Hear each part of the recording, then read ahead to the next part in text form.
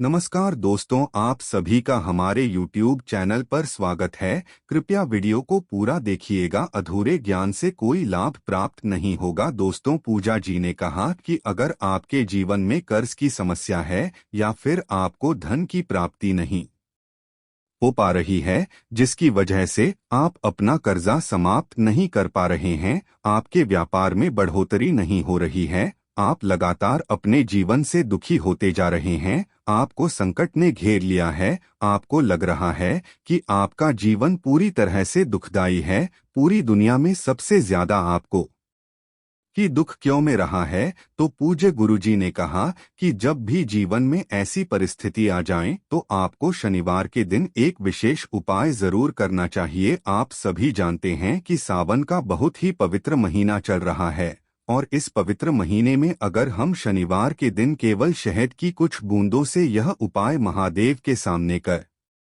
हैं तो यकीन मानिए हमारी सारी मनोकामनाएं महादेव की कृपा से बहुत ही जल्द परिपूर्ण होती है। तो चलिए जानते हैं क्या है वह उपाय, लेकिन उससे पहले अगर आप भोलेनाथ जी को सच्चे दिल से मानते हो तो इस वीडियो को लाइक करें और चैनल को सब्सक्राइब करके कमेंट में हर हर महादेव और जय शनिदेव जरूर लिखें। गुरुजी ने कहा कि जीवन में कभी कभी ऐसी परिस्थिति आ जाती है कि हमें लगता है कि हमारे ऊपर सारे संकट आ गए हैं, हमारे जीवन में सारे बिगड़े एक साथ आ गए हैं। जब भी ऐसी स्थिति आ जाए तो आपको यह विशेष उपाय जरूर करना चाहिए। देखिए, इस वीडियो में हम पूज्य गुरुजी द्वारा बताए गए दो विषय उपायों की बात करेंगे। पहला उपाय उन लोगों को करना है जिनके जीवन में धन की प्राप्ति नहीं हो पा रही है, जिन्हें कर्जे की समस्या से परेशान होना पड़ रहा है, धन प्राप्ति के सारे रास्ते बंद हो गए हैं। पहला उपाय उनको करना है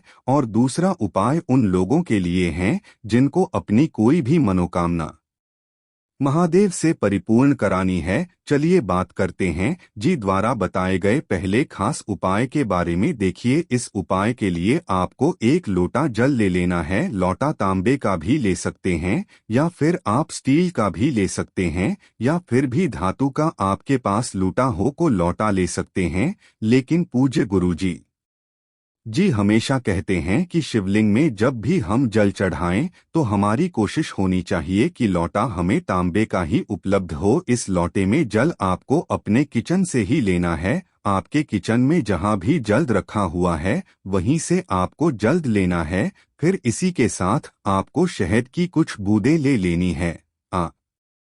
चम्मच शहद भी ले सकते हैं या उससे भी कम ले सकते हैं। फिर सबसे आखिर में आपको लेना है बेलपत्र। देखिए, सावन के महीने में बेलपत्र और बेलपत्र महादेव को जब भी हम समर्पित करते हैं तो इससे महादेव हमसे बहुत ही प्रसन्न होते हैं। और अगर हम इस विशेष प्रकार से शिवलिंग में सभी पत्र समय अर्पित करते हैं तब तुम महादेव हमारे ऊपर बहुत ही जल्द प्रसन्न होकर हमें मनोवांछित फल की प्राप्ति करवाते हैं। देखिए, इस उपाय के लिए आपको 5 बेलपत्र या 7 बेलपत्र या 11 बेलपत्र यानी जितनी भी बेलपत्र आपके पास उपलब्ध हो जाएं आपको ले लेनी है सारी बेलपत्र। और यह सारा सामान लेकर आपको कहा जाना है शिवालय। पूजा गुरुजी ने कहा कि यह उपाय आपको सिर्फ शनिवार के दिन करना है। गुरुजी कहते हैं कि शनिवार के दिन सुबह से लेकर शाम तक जब भी आपके पास टाइम हो तब आप शिवालय जाकर इस सुंदर से उपाय को कर सकते हैं।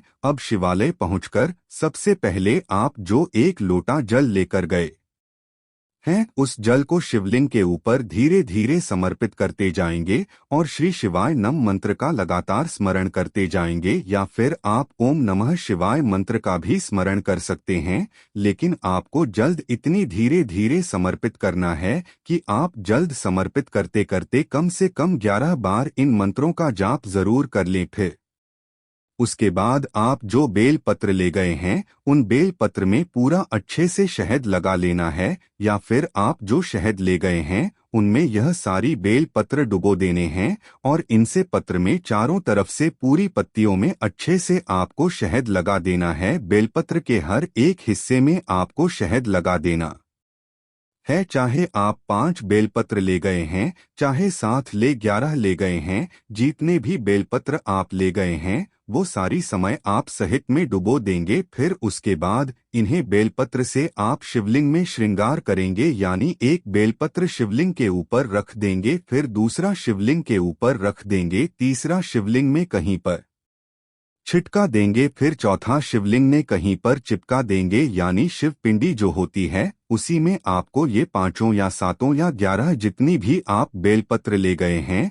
उन बेलपत्र को आप समर्पित कर देंगे। और साथ ही साथ आपके जीवन में जो कर्ज की समस्या है या जो धन प्राप्ति की समस्या आ रही है, आपको धन प्राप्त नहीं हो पा रहा है, धन प्राप्त होने में विघ्न आ रही हैं, आपको कोई रास्ता नजर नहीं आ रहा है, उसको दूर करने के लिए आप महादेव से प्रार्थना कर लीजिए कि है मेरे महादेव, मेरी यह समस्या चल रही है, इसको समाप्त करने की कृपा पाने के लिए कुछ ऐसी प्रार्थना करते जाइए, मंत्र का स्मरण करते जाइए, श्री शिवाय नमः मंत्र का जाप करते जाइए और यह बेलपत्र आप शिवलिंग में धीरे धीरे समर्पित करते जाइए, यानी इन बेलपत्र से श्रृंगार करते जाइए। उसके बाद फिर वापस अपने घर आ जाइए। गुरुजी ने कहा कि जब भी हम सावन के शनिवार के यह विशेष उपाय शिवलिंग में करते हैं तो यकीन मानिए हमारे जीवन में महादेव की कृपा हमें प्राप्त होती है। साथ ही साथ अगर हमें शनि की 7.5 या ढैया चल रही है, जिसकी वजह से हमें अन्य भी समस्याएं हमारे जीवन में आ रही है, तो गुरु जी कहते हैं उससे भी हमें बहुत ही जल्द छुटकारा मिलता है। अब इसके बाद बात करते हैं पूजा जी द्वारा बताए गए दूसरे खास उपाय के बारे में। देखिए, ये उपाय आपकी सारी मनोकामनाओं को परिपूर्ण करने के लिए है। आपकी कोई ऐसी मनोकामना है जो कई उपाय करने के बाद, कई व्रत करने के बाद परिपूर्ण नहीं हो पा रही है, तो पूज्य गुरुजी ने कहा कि आपको इस पवित्र सावन के शनिवार के दिन यह विशेष उपाय जरूर करना चाहिए। लेकिन यह उपाय आपको शाम के समय करना है। शाम के समय भी आप कर सकते हैं या फिर रात में भी आप कर सकते हैं। इस उपाय के लिए आपको सिर्फ 2 दीपक की जरूरत पड़ेगी। दीपक आप अपने घर पर शुद्ध आटा मार कर ही बनाएंगे। उस आटे में आपको किसी भी प्रकार की अन्य कोई सामग्री नहीं मिला नहीं है, नहीं नमक मिलाना है और नहीं कोई सामग्री मिलानी है। शुद्ध आटा मानकर आप 2 दीपक तैयार कर लेंगे। इन दोनों दीपक में आप लंबी रुई की बत्ती लगाएंगे और साथ ही साथ इसमें आप सरसों का तेल का उपयोग करेंगे। अगर आपके पास सरसों का तेल नहीं है